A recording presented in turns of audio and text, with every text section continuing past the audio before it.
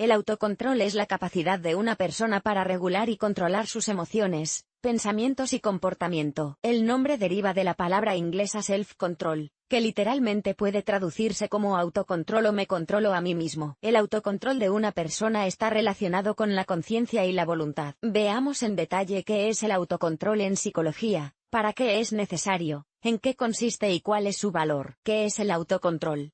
Demos una definición del concepto. El autocontrol es la capacidad de una persona para gestionar su estado y su comportamiento en situaciones de crisis, conflicto y contradicción. ¿Qué incluye el concepto de autocontrol? Está estrechamente relacionado con la motivación, la fijación de objetivos, la autoevaluación, la autodisciplina y la responsabilidad. Veamos en detalle para qué se necesita el autocontrol. ¿Para qué se necesita? ¿Qué importancia tiene el autocontrol? Ayuda al autodesarrollo, a alcanzar objetivos, a deshacerse de malos hábitos y a formar nuevos hábitos. Con la ayuda del autocontrol, una persona en situaciones estresantes permanece comprometida con sus creencias y valores. Y también ayuda a combatir y prevenir problemas psicológicos. El autocontrol ayuda a soportar mejor las dificultades y el estrés físico, psicológico e intelectual. Describamos brevemente la importancia del autocontrol para la salud y el rendimiento humanos. El autocontrol se enciende y ayuda a seguir adelante allí donde la motivación se debilita o desaparece por completo. Con su ayuda vencemos nuestra pereza, las tentaciones del mundo exterior y hacemos lo que hay que hacer, aunque sea difícil y desagradable. En pocas palabras, el autocontrol nos ayuda a encontrar la respuesta a la pregunta: ¿debo hacer lo que quiero hacer ahora mismo o hacer lo que será mejor y más beneficioso para mí a largo plazo? Punto interesante. En el deporte, el autocontrol del cuerpo y la mente es importante para los atletas. Características para comprender mejor las características del autocontrol. Recurramos a algunos fenómenos psicológicos. Ley de Yerkes-Dodson. Según esta teoría, un nivel bajo o medio de motivación es más importante para conseguir resultados sostenibles y a largo plazo. Un nivel alto ayuda a conseguir resultados a corto plazo y objetivos pequeños. Teoría de la necesidad de información de las emociones. En términos breves y sencillos, su esencia es la siguiente: cuanto más deseamos algo y más tiempo dedicamos a ello, mayor es la tensión psicológica y emocional. Una persona se encuentra en un estado de estrés, y esto afecta negativamente a su actividad. Pierde la capacidad de pensar racionalmente, y poco a poco se dirige hacia la meta. Y también con un fuerte deseo de satisfacer alguna necesidad, cualquier fracaso se percibe mucho más doloroso. Es decir, con una alta motivación, el riesgo de abandono es mayor que con una baja motivación pero un alto nivel de autodisciplina y autocontrol. Ambos fenómenos están relacionados entre sí y son la base del autocontrol. Tipos de autocontrol.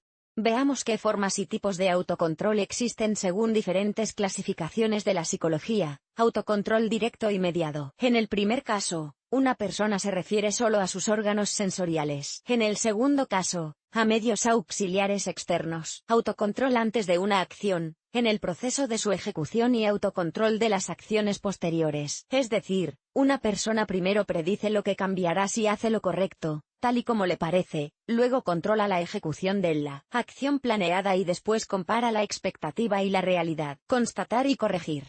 En el primer caso, una persona con la ayuda del autocontrol identifica los problemas reales. En el segundo, se deshace de ellos o previene la aparición de algunas complicaciones. Además, la psicología distingue entre autocontrol externo e interno. El segundo está relacionado con el mundo interior de una persona, y el primero, con el mundo exterior. Es decir, una persona lucha con sus impulsos personales o con factores ambientales negativos. Métodos.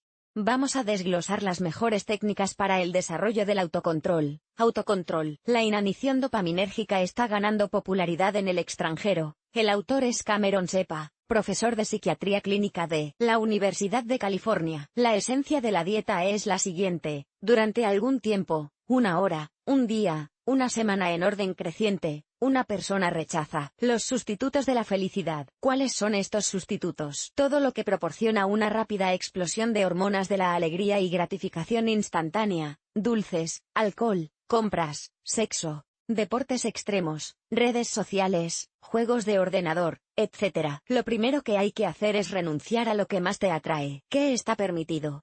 Pasear y relacionarse con los seres queridos, leer libros en papel, hacer cosas en casa, dedicar tiempo a las aficiones. En general, Debe concentrarse en su mundo interior y en sus familiares y amigos. La finalidad del ayuno es mejorar la salud mental. Esto incluye aumentar la conciencia, deshacerse de las adicciones y su prevención, aumentar la resistencia al estrés, volver a los verdaderos valores. Reconocimiento de emociones. Aprende a rastrear qué emociones estás experimentando y en qué situaciones. Cuáles son primarias y cuáles secundarias. Las emociones primarias son la alegría, el miedo, la ira, la tristeza, el asco, la sorpresa. Todo lo demás que experimentamos es una combinación diferente de emociones primarias. Seguimiento y control de las emociones. Empieza a llevar un diario en el que registres lo que te enfada. Describe con detalle las situaciones problemáticas, tus emociones y pensamientos, sentimientos, estados, deseos. Pronto identificarás un grupo de tus factores estresantes. Después, decide qué puedes excluir de tu vida, y con qué tienes que seguir interactuando en un plan diferente. Desarrolla una estrategia nueva y productiva. Llevar un diario es una forma de autocontrol personal. Perfeccione esta habilidad. Enciende un vídeo de YouTube que te provoque una emoción fuerte. Contrólese. Repite este ejercicio varias veces al día. Si sientes que las emociones se apoderan de ti, intenta distraerte. Utiliza métodos básicos: sal por la puerta, sal a correr o a pasear, haz unas flexiones, recuerda e imagina algo agradable. ¿Qué variedades de autocontrol son posibles? Utilice métodos objetivos y subjetivos para seguir sus progresos en el autocontrol. Los primeros incluyen lo que puedes medir y lo que ven otras personas. Por ejemplo, ¿cuánto trabajo hace en un determinado periodo de tiempo? Los métodos subjetivos son sensaciones personales. Por ejemplo, el apetito, el bienestar general, el trasfondo emocional. Del mismo modo, el autocontrol puede centrarse en signos externos e internos. Por ejemplo, si hablamos de luchar contra los malos hábitos, los signos externos incluyen el color y el estado de la piel, y en los internos, el bienestar general. Presta atención, es posible desarrollar y mejorar el autocontrol a cualquier edad. Reglas. Para que el autocontrol se muestre en todo su esplendor y te ayude a mejorar tu vida, tienes que organizarlo y entrenarlo según las siguientes reglas. Desarrollo del autocontrol. Encontrar sentido y propósito. ¿Por qué muchas personas no consiguen dejar de fumar o de beber? No estamos hablando de casos desatendidos de dependencia química. Por falta de concienciación. Sí, todo el mundo dice que es malo, pero no hay datos concretos. Pero si una persona reconoce el hecho de que a causa de un mal hábito se ha deteriorado el estado de su piel, se ha perturbado el trabajo de algunos sistemas, ha disminuido el rendimiento y se han producido otros cambios negativos, será más fácil dejarlo. Si a esto se añade la perspectiva de lo que ocurrirá después de dejar un mal hábito, el proceso se hace aún más real. En este caso, el significado y el objetivo pueden formularse, por ejemplo, de la siguiente manera: dejaré el alcohol y los cigarrillos. Durante un mes, analizaré mi estado cada día. Elija criterios específicos para la medición, y luego compararé el antes y el después. Un mes será suficiente para la limpieza y la recuperación inicial del organismo, lo que significa que la persona verá y sentirá mejoras, y decidirá prolongar su experimento durante un mes, luego otro mes, luego otro, etc. Es decir, dejará de beber y de fumar. Dividimos las grandes tareas en subtareas, es decir, elaboramos un plan paso a paso. ¿Está de acuerdo en que es más fácil perder 1 kilo cada semana que pensar en que tiene que perder 24 kilos en 6 meses? Con un desglose así, no se dará cuenta de cómo alcanzará su objetivo. Dar el primer paso. Esta es la parte más difícil, porque hay que luchar contra los miedos, las dudas, la pereza, la procrastinación y otras cosas malas. Y una vez que se ha empezado, como suele decirse, ya no hay vuelta atrás. Por cierto, la misma regla vale para el punto de no retorno, o el ecuador de tu camino. Fíjate objetivos intermedios y analiza lo que has hecho. Rechaza la multitarea. Sí, funciona con tareas pequeñas. Por ejemplo, puedes escanear o imprimir algo y, al mismo tiempo, elaborar en tu cabeza un plan para seguir trabajando. O puedes fregar los platos y pensar en la introducción de un artículo. Pero si hablamos de tareas más complejas y globales, necesitas concentrarte totalmente en una cosa. Entonces podrás entrar en un estado de flujo, y completar la tarea lo más rápida y eficazmente posible. Volveremos sobre este tema en la sección Mi experiencia. Entrene su fuerza de voluntad. Empiece con tareas pequeñas. Por ejemplo, entrénese para caminar 1 o más paradas para ir y volver del trabajo. Haga su ejercicio matutino diario, utilice las escaleras en lugar de ascensores y escaleras mecánicas, etc. Cambiar nuestro entorno. El autocontrol nos ayuda a contenernos, a ser pacientes, a obligarnos a hacer algo, pero es importante minimizar el nivel de estrés y negatividad en tu vida. Por ejemplo, si te desequilibras más a menudo en presencia de alguna persona porque es una provocación andante, tiene sentido que la excluyas de tu vida. Esto no es debilidad ni escapismo, es autocuidado saludable. Normalizar el régimen de trabajo y descanso. Un adulto necesita dormir al menos 8 horas, la norma individual puede desviarse de 1 a 2 horas más o menos. Y también es importante organizar pausas en el trabajo. Asignar una hora para comer y descansar por la tarde, organizar los fines de semana, alternar actividad física e intelectual. Recuerda que el autocontrol requiere mucha fuerza de voluntad, es decir, gasto energético. Es necesario recuperarse para no venirse abajo, y la recuperación total solo es posible durmiendo. Crea hábitos. Cuanto más a menudo te obligas a hacer algo, más firmemente se fija este esquema en tu cerebro. Poco a poco alcanza el automatismo y se convierte en un hábito. Por ejemplo, si durante varios meses has entrenado a la misma hora y los mismos días, tu cuerpo empieza a pedir la carga habitual. Ya no te fuerzas ni te sintonizas, simplemente vas y haces ejercicio. Interesante. Si no sabes por dónde empezar, haz la tarea más fácil o la más difícil. Esto te ayudará a establecer tu mentalidad y a avanzar con confianza. Razones de importancia. Veamos las razones de la importancia de desarrollar el autocontrol desde la perspectiva de la sociedad como organismo único y el papel del autocontrol en la vida cotidiana de cada individuo. El desarrollo del autocontrol en los individuos reduce la delincuencia en la sociedad y crea un clima psicológico saludable. El autocontrol ayuda a los ciudadanos a respetar las normas y el orden en lugares públicos, como los transportes. En un equipo de trabajo, un alto nivel de autocontrol por parte de cada trabajador aumenta la productividad y el rendimiento generales. En la vida cotidiana, el autocontrol da libertad a la persona. Sí, parece que el autocontrol tiene que ver con prohibiciones y restricciones. Pero, en realidad, el autocontrol ayuda a una persona a convertirse en dueña de su propia vida, a salir de la esclavitud de los malos hábitos, las decisiones precipitadas, los arrebatos emocionales y otras cosas. El autocontrol aumenta la confianza de la persona, fomenta su autoestima y armoniza su estado. Es interesante. Sinónimos de la palabra autocontrol: moderación, autodominio.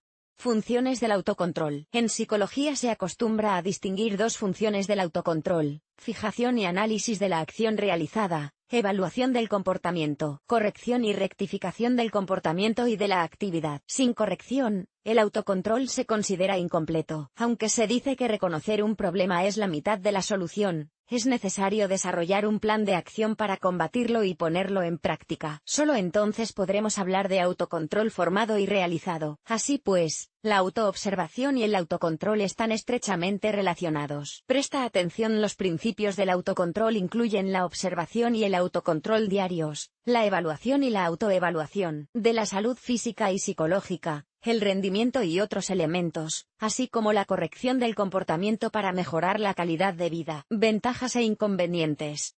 Ya hemos hablado de por qué desarrollar el autocontrol, y probablemente ya se haya dado cuenta de las ventajas de esta habilidad. Vamos a enumerarlos brevemente. Gracias al mindfulness, aumenta la eficacia en la toma de decisiones, gracias a la capacidad de trabajar pacientemente con objetivos a largo plazo, y resultados demorados aumenta la probabilidad de éxito en cualquier caso. Al eliminar los malos hábitos y el comportamiento impulsivo, mejora la calidad de vida. ¿Tiene algún inconveniente el autocontrol? Puede que le sorprenda, pero sí, las personas que saben controlarse rígidamente pueden parecer insensibles a los demás. Cuando empieces a desarrollar el autocontrol, a deshacerte de malos hábitos y comportamientos negativos, a dar preferencia a los resultados lejanos antes que a los placeres inmediatos, la mayor parte del círculo habitual de comunicación se cortará. Al principio te enfrentarás a la incomprensión, luego sentirás la soledad, pero pronto reunirás a tu alrededor a aquellos que están interesados tanto en tu propio desarrollo como en el de tus amigos. Importante, para desarrollar una voluntad férrea y el autocontrol, es importante no llegar al otro extremo, prohibir la alegría, los errores y la espontaneidad. Debe seguir habiendo un elemento de sorpresa y alegría momentánea en nuestras vidas. A veces es necesario dar rienda suelta a las emociones para no caer en la neurosis. ¿Cómo ejercemos el autocontrol? A medida que ejercemos el autocontrol,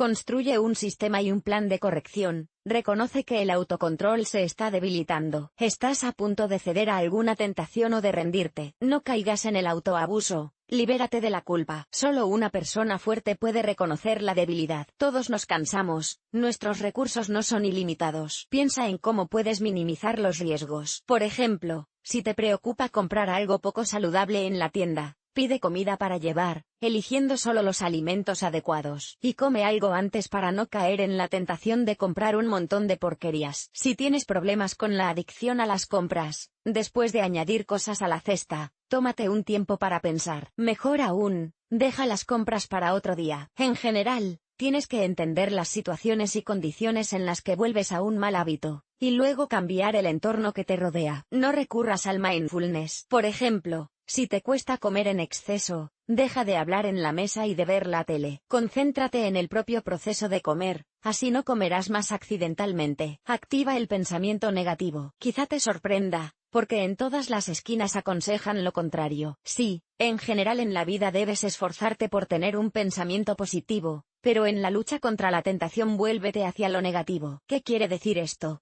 Céntrate en los peligros de un mal hábito, haz hincapié en las desventajas de algo o alguien, visualiza las consecuencias de un comportamiento destructivo, etc. Encuentra el verdadero problema y combátelo. Por ejemplo, algunas personas beben por aburrimiento o para enmascarar complejos, inseguridades. Todo mal hábito tiene un beneficio oculto. Tienes que identificarlo y aprender a obtener el mismo resultado de una forma diferente y saludable. Anota en un papel tus éxitos, elógiate y apóyate. Es especialmente importante hacerlo en el momento de una ruptura, un contratiempo. Sí, otra vez me he puesto a gritar y no he podido resolver el conflicto con calma. Pero esta vez no he tirado objetos como antes. La próxima vez seguro que podré contener mis gritos. Aprende a disfrutar del control de ti mismo y de tu vida. Prepárate para los contratiempos. Le ocurren a todo el mundo al principio del camino. Determina inmediatamente qué harás en caso de contratiempo. Piensa en un sistema de castigos. Cambia tu atención.